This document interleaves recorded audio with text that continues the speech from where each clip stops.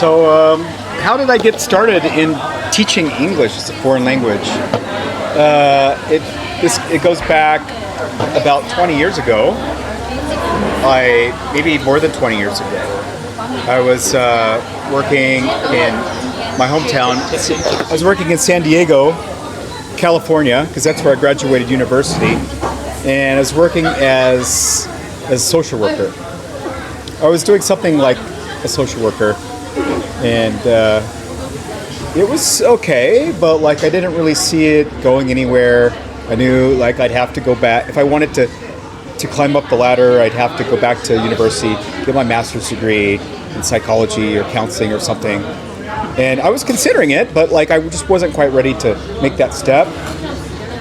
And there was a part of me that, like I said, I liked my job. It was okay, but the pay wasn't that high. It was really hard work. I was working at a treatment center with kids, and it was just low pay, stressful. So I'm like, either I'm going to go back to school, get a master's degree, and just, start studying again. I just wasn't ready, to go back to school. So I started looking into various ways that I could work abroad. And one day I happened to come across an article about teaching English as a foreign language abroad. And I'm like, wow. That was 20 years ago? Maybe over 20 years ago, yeah. And I was like, wow, how awesome would that be, to get a job abroad teaching my own language. So I started looking into it more and more, and I found this company, this organization based in LA that trained people how to be teachers as a foreign language, and issued certificates at the end of the course.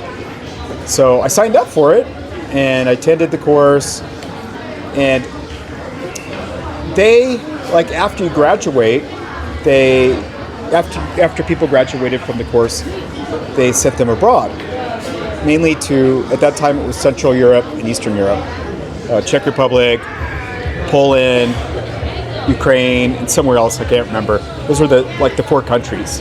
Economic situation, things started getting bad, and I was like, okay, either I'm going to go back to the States or go somewhere else. I'm like, do I really want to go back to the States? I've always wanted to experience Asia, so I started applying for jobs all over Asia. Japan, China, Korea, Thailand, all over Southeast Asia. I got the best job offer in China. And it was a school based in Harbin. And they liked me, they wanted me to work there, so they hired me, and I went. And actually it was the best offer.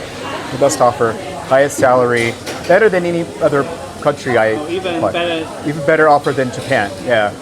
And I read that the cost of living here was a lot less. So that's the best choice. Yeah, it's the best choice. So I went, and I loved Harbin. Harbin was cool. It was similar. It was similar to Russia, similar to being in Moscow. Because Harbin was once a Russian city.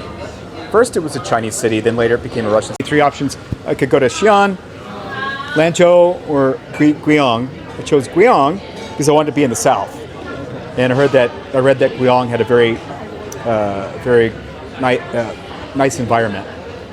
Beautiful, lots of very forested, clean air, no pollution. That's what I wanted. So I came, and I got here. It was starting to. It was so back then I was living in Jinyang district, at the border, the edge of Jinyang district. And there wasn't much out there at that time. This is like 8 years ago. So I'm like, oh man, like, where am I, Because there's nothing out there. But then after I traveled, I went downtown and got to see more of Guiyang. I was like, okay, yes, this is a cool city.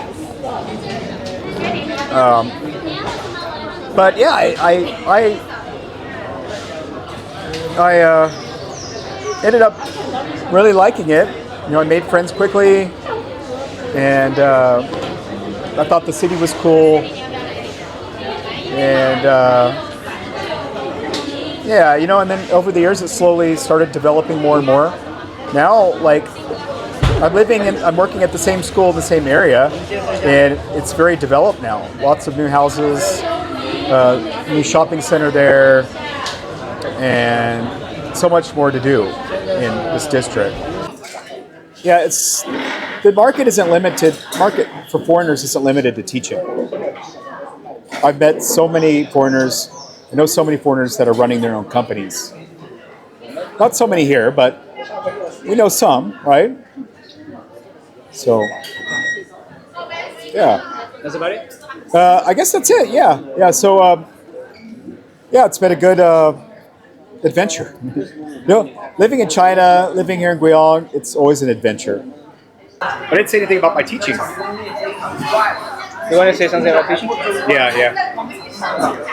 By the way, I'm a professional teacher of English. I teach English as a foreign language, and I am a primary school teacher, so and middle school teacher. But I have experience teaching all ages courses. I've prepared students for IELTS, TOEFL, Business English exam, and others.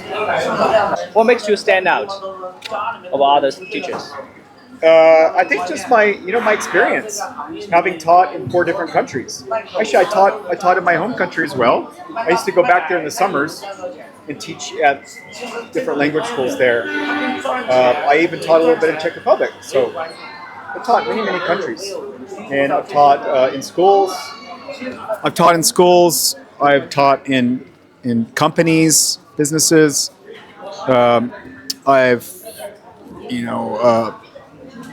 taught all kinds of people, ranging from young students to working professionals, top managers, CEOs in companies, large classes. So diverse experience. Yeah. I used to teach when I lived in Europe and Russia. I taught a lot of one-on-one classes in small groups of small adult group classes. I taught young people there as well too, but I was mainly teaching small adult classes in companies and one-to-one classes. And then when I came to China, I started working for a school. So I was teaching big classes in a school. Yeah.